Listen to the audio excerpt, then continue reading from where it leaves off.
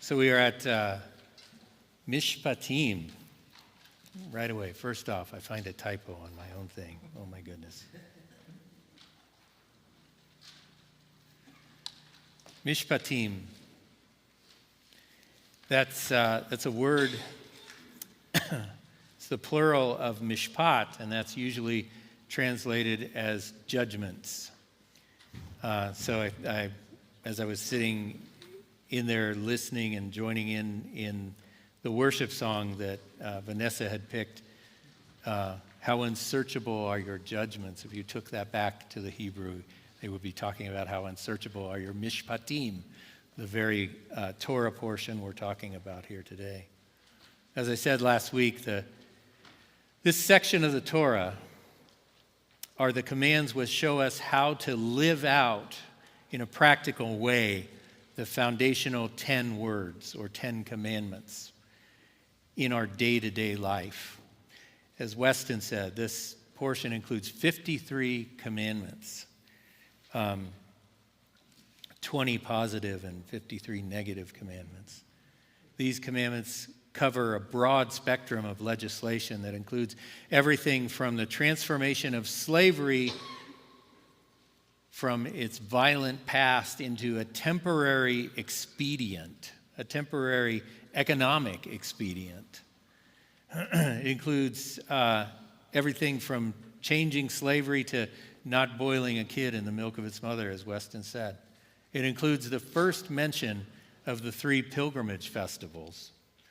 It includes the Sabbath year and tithing and offering. It includes social legislation, emphasizing the importance of treating strangers well and not charging interest on loans and being responsible for the damage that you might cause in the world and being responsible for injury to others. In short, it brings the commands to every aspect of our life. It seems to be saying that while we can't expect to experience the thunder and the lightning and the theophany that occurred with the 10 Commandments every day, we must realize that God is in every aspect of our lives and is with us in all those, in everything that we do each and every day. And in that way, we always know that He is with us every moment. There are 2 parts of this Torah portion, though, that I would like to focus on today. One at the very beginning and the other at the very end. Both are that fancy word that I use, theophanies, that is, a manifestation of God. So the structure of this Torah portion includes much legislation in the middle of it, but it's bound on both ends by a manifestation of the very presence of God Himself, and I think there is a lesson in that. The event at Mount Sinai, in which the Creator of the entire universe manifests His presence in the sight of all Israel, is unique in the annals of human history. Never before or since has the kavod, the glory of God, been manifest before millions of people at the same time. The supernatural experience that it was likely defies description in ordinary human terms, yet the words used to describe it include some intriguing subtleties. Exodus 20, chapter 18, and I've got to warn you, 20:15, it might be in your Bible source. I think I talked about that the other day, that some publishers put numbers to each of the commandments, while the Masoretic text lumps 4 of them into one verse. Anyway, it's usually rendered into English as, all the people witnessed the thundering and the lightning and the sound of the shofar and the mountain smoking. When the people saw it, they trembled and stood far off. V'kol ha'am ro'im et hacholot ve'et halipidim ve'et kol shofar ve'et hahar ashen. And the whole people, and this is interesting, ro'im, saw the thunder and the lightning and the voice of the shofar and the mountain smoking. Now, this word roim typically means see, as in with your eyes. It can be translated as witnessed, but there is another word that is actually used for witness. It's a short two-letter root, aid, ein dalet, the plural of which is edot, which stands for witnesses or witness. So why was this word not used to clarify that the people stood as witnesses of this overall phenomenon? Well, it wasn't. We don't know. Especially when you consider the list of things that they saw, lightning and smoke. That makes sense. They impart a visual footprint. That's something we can sense with our eyes. But thunder and the voice of the shofar, these are sonic phenomena, which only our ears are designed to sense, not our eyes. It may be that God used the word roim, saw, in this generic sense, but I don't like to underestimate what God put into the sacred text. He must have chosen roim for a reason in order to teach us something. So perhaps, since the event being described is quite singular in human history, ordinary descriptions of the experience were not adequate to convey its significance to us. Perhaps the encounter with God indeed surpasses all normal, ordinary phenomenon. So the word roim was used because the children of Israel actually experienced seeing sound. That's not part of our ordinary lives. In fact, it would be quite extraordinary.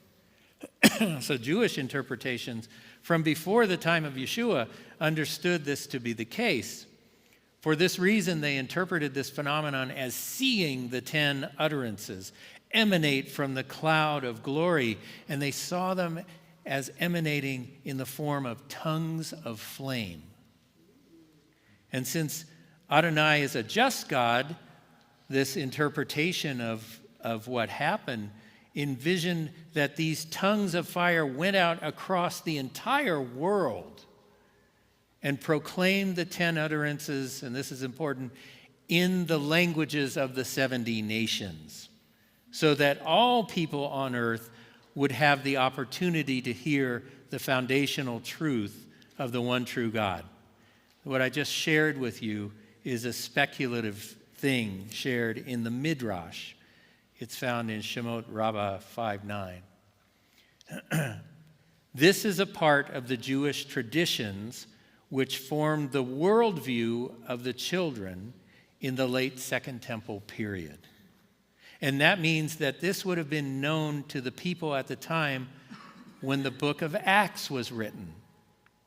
In keeping with my teaching from the last couple of weeks, that the New Covenant texts are built on the bones of the Torah, it is easy to see why the events recorded for us in Acts chapter 2 would have struck a chord with Luke's Jewish audience, who understood this to be the case based on Jewish tradition. He describes a very similar phenomenon as occurring on the Shavuot after Yeshua's ascension, with loud sounds and the tongues of fire and people miraculously speaking in foreign languages, accompanying the giving of the Holy Spirit on the anniversary of the giving of the Torah. To the readers of the book of Acts, the similarity would not have been lost on them. In fact, it would have been extremely obvious. That was a little bit of a side note, so now I'm going to take us back to Mount Sinai. We might draw the conclusion that more than just hearing, the very presence of God can be sensed in the hearing of his words. That was the case on the mountain so long ago. But isn't it also the case for us today, or at least shouldn't it be? That's why we read his word aloud in our services, as you just heard Ruth Ann say. And for now, one Shabbat per month, we see him in the reading of his Torah, just as it was dictated to Moses.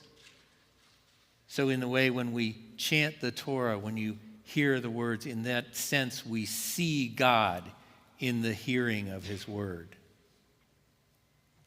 Let's talk about the end of the Torah portion. The scope of this portion takes us from this phenomenal moment of seeing the voice of God to the point just before the epoch of the building of the wilderness tabernacle. If we include the narrative of the last Torah portion, Yitro, with this one, it includes God manifesting his glory before his children, the declaring of a covenant, the stipulations of the covenant, and the ratification of the covenant. All these are the flow of these two Torah portions. So after the listing of the 53 commandments called mishpatim, or judgments, there is a description of the ratification of the Sinaitic covenant.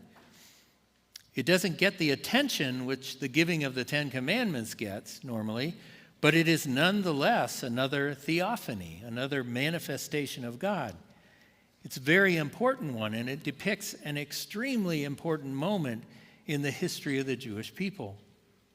And I hope you will see how this moment is not only a foundational moment for the eternal covenant with the sons of Jacob, but also forms the foundational pattern for the ratification of the new covenant under the mediation of our Messiah, Yeshua.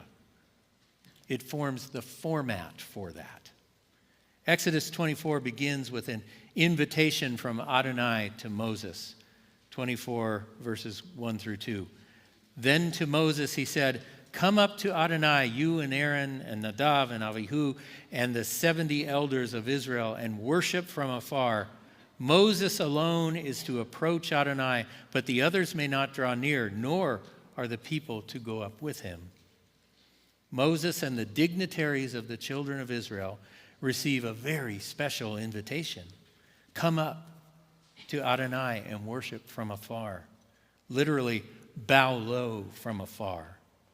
Moses alone can come near, but the others shall not come near, nor shall the people accompany them.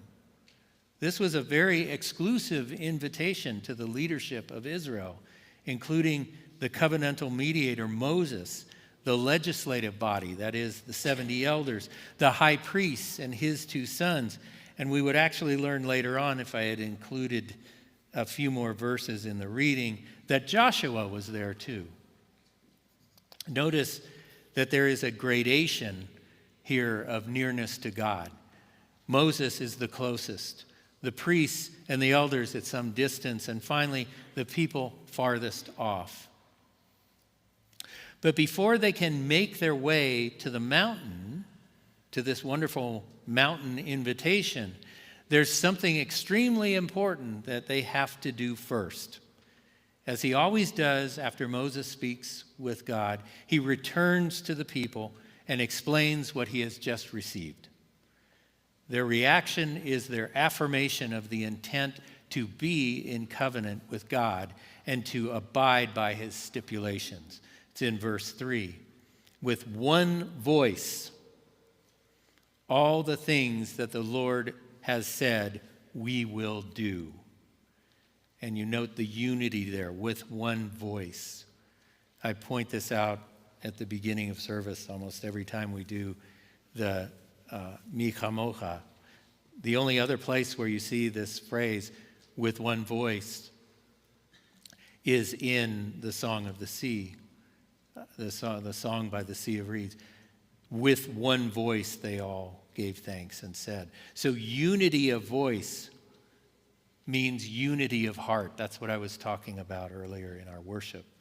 When our voices are unified, our hearts are together too. Then the text tells us that Moses wrote down all the commandments of Adonai. Thus Moses the scribe has begun the task of writing that Torah scroll. The text then tells us that he set up an altar, a mitzbeach, and he says with 12 matzbeah near it. Two very similar sounding words. The first is the altar, the mitzbeach. The second word means something placed in a standing position as a representation. It's a noun derived from the verb natsav, meaning to stand, but to stand as a symbol. It will appear that what Moses built was very likely the earthen altar that he was commanded in chapter 20, verse 24, and then stood up 12 stones around it to represent the 12 tribes. That verb, natsav, you will recognize as we come into Deuteronomy. There's going to be a Torah portion named Nitzavim. You stand this day before the Lord your God. Netzav means to stand as a symbol of something. So these 12 stones stood as symbols of the 12 tribes. Now, during the Second Temple period, there was an effort to recognize this overall effort to recognize that God is in everything that we do, that everything we do should be dedicated to God. So during the Second Temple period, there was an effort to recognize that our dinner table could be looked on as an echo of the altar itself, so that each meal takes on the sanctity of an offering on the Mizbeach.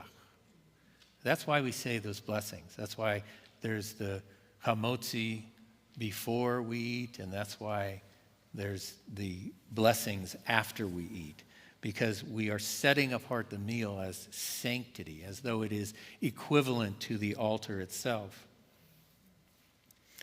We might consider how this particular arrangement that Moses just built at the face of the mountain might give a good foundation for such interpretation. Think about it.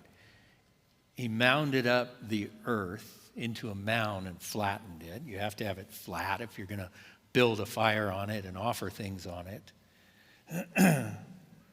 So he made this flat thing, and then he put these standing stones around it. That could be a picture of a table with 12 men standing around it. A table with all Israel around it, in other words. The sacrificial meal that was on it was the bullock offered to God by fire. The smoke rising to heaven, so God himself actually participates in the meal with all Israel. And both the altar/table and the children of Israel were consecrated there with the blood of the offering, which was collected in bowls. These bowls, they come into play in verse 7 here. It says, he took the scroll of the covenant and read it in the hearing of the people.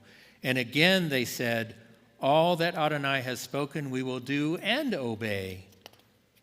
Then Moses took the blood, sprinkled it on the people, cast it on the people, and said, Hine, behold, the blood of the covenant, which Adonai has cut with you in agreement with all these words. Moses reads the Torah in the hearing of all Israel. They repeat what they said earlier with a bit more. All Adonai has said we will do and keep. So it's the same sentence from before, but with another word added. Na'aseh, we will do, and venishma, we will keep or guard or observe. This declaration is the same thing that they said up there in verse 3, with this word venishma added on. We will keep and observe. This makes sense since they had just heard all of the 53 mishpatim that were given to them. So now this great moment happens. Moses takes these bowls of the blood from the bullock, and the word is zarach. Sprinkle doesn't do it justice.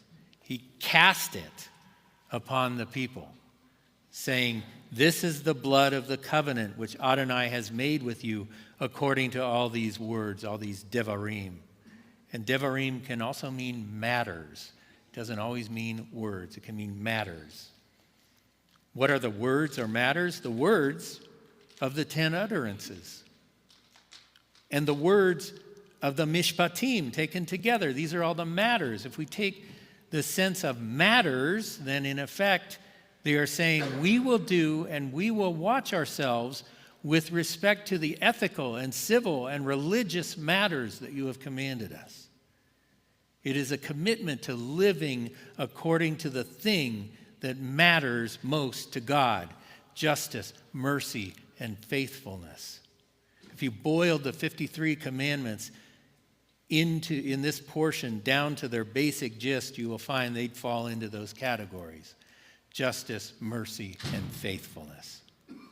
So the matters at hand are things like transforming slavery from the brutal institution into a temporary economic expedient.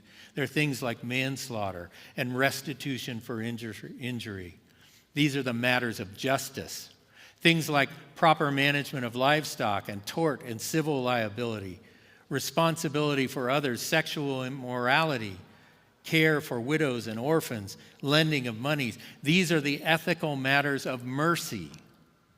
First fruits, keeping the pilgrimage festivals, keeping the Sabbath and the sabbatical year, the sanctity of the altar, staying true to the covenant with the one true God. These are the matters of faithfulness. That is, faith acted out. These are the devarim, the matters that are central to living in covenant with God.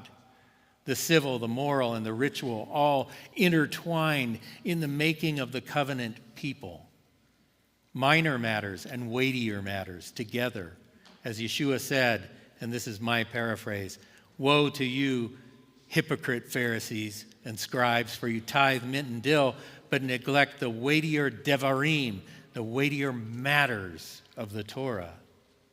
The thing that all the people agreed to was to live a moral, ethical, and righteous life, focusing on such matters as mercy, justice, and truth. And this has been the case for the descendants of the children of Jacob everywhere ever since. Everywhere where the Lord has scattered us. In all the settlements, there are hospitals, there are charities, there are philanthropic organizations founded and supported by the descendants of Jacob, just as they were commanded and agreed to at the foot of Mount Sinai to this very day. And it was sealed in the blood of an offering on the altar. This is the blood of the covenant, Moshe's words which I'm sure by now you recognize from the covenant ratification around the Passover table with Yeshua in Matthew 26, 27 through 28. And he took a cup, and after giving thanks, he gave to them, saying, "Drink from it, all of you, for this is my blood of the covenant, which is poured out for many for the removal of sins." Luke's version of it in chapter 22, verse 20, adds, "This is the cup of the new covenant in my blood, which is poured out for you." Yeshua very clearly and intentionally connected his table to the altar, which was at the base of Mount Sinai, looking as it did like a table with the 12 stones around it, just as Yeshua's table had the 12 apostles around it. He repeated the words which Moses spoke. Yeshua took the third cup of wine from the Seder, the cup of redemption, and connected it to the bowls of blood that Moses cast onto the people. In so doing, Yeshua made it clear that his blood would stand in for the blood of that bullock offered on the earthen altar some 1,400 years before. In fact, that bullock's blood was actually a foreshadowing of this moment. This was Yeshua, the covenantal mediator, just as Moses was the covenantal mediator. But there is much more to the connection between Yeshua's Passover table and the covenant ratification at Mount Sinai, because that wasn't finished yet. They still had this invitation to deal with. They had this invitation to come up to the top of the mountain. The text continues in verse 9.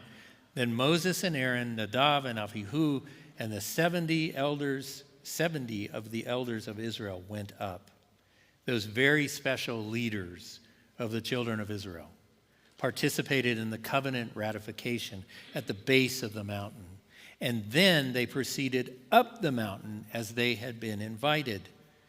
Now they are all acting as representatives of Israel before God. You see this? They were down there with the 603,000, and now they've been invited up as representatives of Israel before God. This is the responsibility of leadership. The people remained at the base, literally covered in the blood of the covenant. And the distinguished delegation of representatives ascended the mountain to draw near to the cloud on the top of the smoking mountain. Perhaps in this we can see how God and Yeshua viewed Israel's leadership. They have the profound responsibility of leading the flock, but also the even more profound responsibility of being responsible representatives of that flock before God. Perhaps this is why you can see Yeshua in Jerusalem. And what is he doing? He's engaging, like all the prophets did before, with the leadership of Israel. For by the behavior of the leadership of Israel, Israel lives or dies. As you might say, to whom much is given, much is expected. And they had the second theophany of our Torah portion in verse 10. They saw the God of Israel, and under his feet was something like a pavement of sapphire, as clear as the very heavens. These were the 75 men, very special men. As I said, if you do the counting, it looks like 74, but you find out later Joshua was there. So 75 men. Moses, Nadab, Avihu, and the 70 elders that's in the wilderness leadership. Their responsibility brought them to something that only a handful of people in history were privy to. They saw God. Unlike other theophanies in the Bible, the words here are very sparing. Under his feet was something like a pavement of sapphire, as clear as the heavens. But please note this, God has feet. Okay, that's significant. So it's arguable that in this encounter with God, he seemed to have the appearance of a man, but of course, no ordinary man. This human-like figure is divine, but apparently in a form that was somehow non-lethal to the 75 men that stood at some distance. And what does the text say in verse 11? Yet he did not raise his hand against the nobles of Bnei Yisrael. So they beheld God and ate and drank. Here are the elements of this verse broken down. There's the potential for wrath of God, but it's withheld. And so the nobles of Israel are able to behold God. The potential for death, but they behold him nonetheless. And then what do? They ate and drank. It is a puzzling verse. God willed that they would not be harmed by his presence, which they beheld. Moreover, they did something that seems like a non sequitur at that moment. They ate and drank. Which leaves us with many questions that we will never know the answers to. Why does it say, yet he did not raise his hand against them? How could they behold God when soon enough God will tell Moses himself that no man can behold God and live? And what did they eat and drink? You got to wonder. Where did the food and drink come from? Did they pack a lunch for a field trip? Was it manna and water in a little sack? Was it bread and wine? Was it the meat from the sacrifice at the foot of the mountain? Was the drink the wine that was yet to be commanded to accompany every sacrifice? We don't know. We'll never know. We'll never know for sure all of the answers to these questions. But we can know this. They did not die even though they beheld God, which is what is supposed to happen. And this resulted in them enjoying a meal in his very presence. In other words, by the grace of God, they were spared death. So they were able to eat and drink in the presence of God himself. In that sense, God was at the table with them. As we say, they were communing with God through a meal in which they beheld his presence after their lives were spared. We might put it this way: saved by grace, the dignitaries of Israel had a communion meal with God. The point that I'm trying to make is that the totality of the ratification of the Sinaitic covenant forms the basis for the ratification of the new covenant around the table in the upper room with Yeshua and his apostles. Both the ceremony at the base of the mountain with all Israel and this special meal that only the dignitaries were invited to are captured in the gospel text describing the Passover meal that Yeshua had with his disciples, a meal in which we are commanded to remember Yeshua, as he said, as often as you do this. We call it communion because we are communing with Messiah and therefore communing with God. We too were spared death. That is to say, even though we are worthy of death, God stayed his hand against us because he did not spare his hand with Yeshua. Having taken on our punishment in his flesh, we remember that broken flesh in the matzah that we eat in that meal, and his shed blood in the wine that we drink. Thus we eat and drink in his presence, quite literally. So what have we seen today? The children of Israel saw sounds. So we should understand that we see God when we hear his words. And it should impact us like it impacted them. They feared. Remember this, the fear of God is the beginning of wisdom. Next, we saw that the 53 commandments of Mishpatim were really matters of justice, mercy, and truth. And we should be, as the Israelites were, all that you say we will do and keep. That is justice, mercy, and truth. Finally, we saw that the elders of Israel had a communion meal in the presence of God where God stayed his hand and they ate and drank. This is all great, right? It's all wonderful. So what of this? It's very cool indeed. But what does it really say to us? Well, we might ask why God stayed his hand even though the people saw God. To me, it seems that one answer might be that they ate in a worthy manner. And by that, I mean that these same people stood at the base of the mountain and heard God's instructions in righteousness, the commands of justice, mercy, and truth, and they declared with one voice, remember, with one voice, all that you say we will do and keep. They declared their heartfelt intention to live as God wants them to live. They even had some of the blood that Moses splashed on them, on their clothing. Perhaps God saw the blood of the covenant and stayed his hand. Is that a worthy thing to take home from this lesson? Can we ask ourselves the same thing?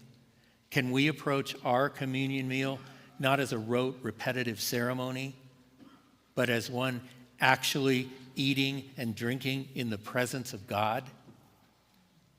Should we seek to first commit ourselves to living out justice, mercy, and truth in every aspect of our lives as Messiah commanded us before we take that meal?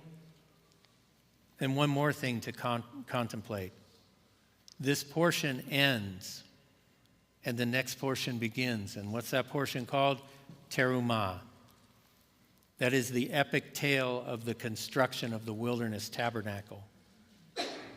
Couldn't it be then that this communion meal was necessary so that God could see that their hearts were in the right place for the next important step, that of building a tabernacle so that God may dwell among them?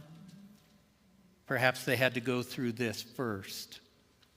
Then if that's the case, it might be important for us to remember what Peter tells us, that we are all living stones being built as a spiritual house, making spiritual offerings to the Lord. And from this lesson today, we've got to conclude that our hearts must be in the right place for that building project to be completed. Amen.